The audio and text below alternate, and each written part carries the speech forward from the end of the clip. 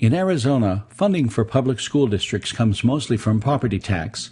Each tax dollar is converted into a formula, a rather complex formula.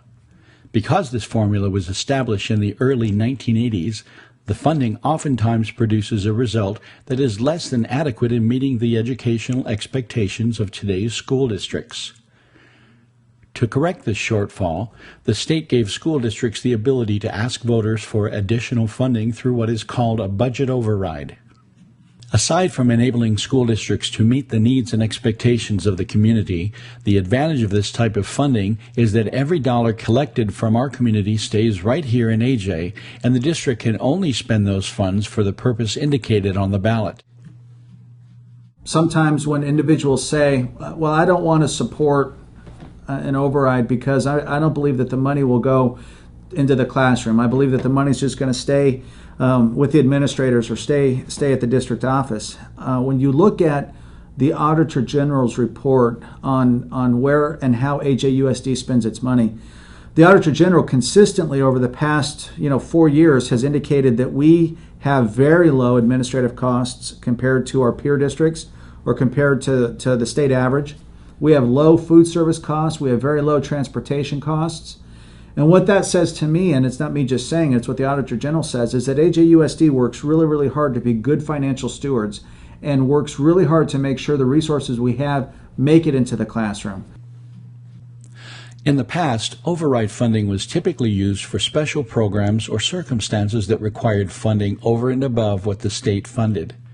However, since the state has reduced funding to public school districts over the past several years, the majority of school districts in Arizona have been forced to fund basic education services through local funding such as overrides.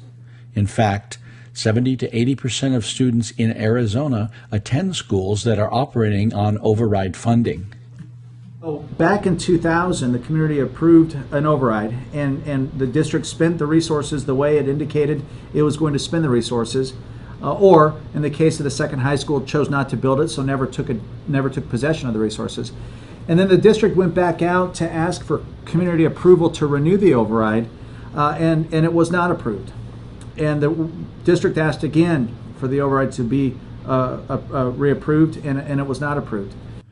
In order to remain fiscally responsible, reductions included eliminating approximately 170 positions in the district, closing 2 schools, elimination of health care waiver for employees, a 3-year salary freeze, a 3-year health care contribution freeze, implementing pay-to-play athletic fees, eliminating after-school student transportation of non-regular routes, expanding walker areas and consolidation of transportation routes, reducing sick and personal day accrual for all employees, eliminating summer school programs, reducing department and school budgets, utilization of cash reserves, which will be expended in full at the end of the current school year.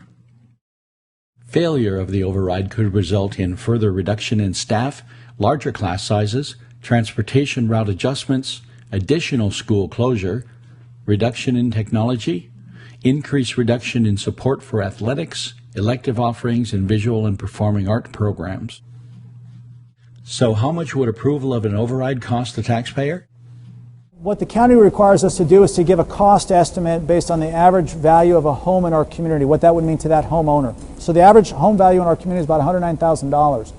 So should the override be successful in passing, that means on average to the average homeowner, it would be about $105, $108 a year, or about $9 a month.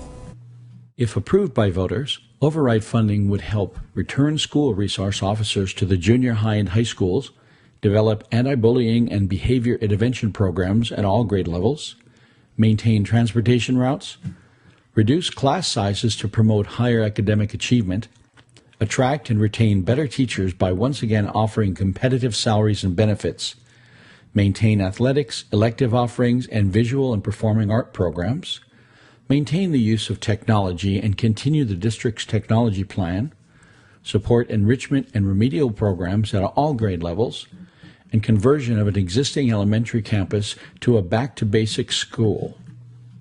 The expectation of any public school is to provide a quality education for students. This has always been the goal of AJUSD. In order for the district to continue as an educational leader in our community, it must ask for funding that is no longer provided by the state. You can help by voting on November 4th. Please visit our website or contact any of the offices if you have further questions.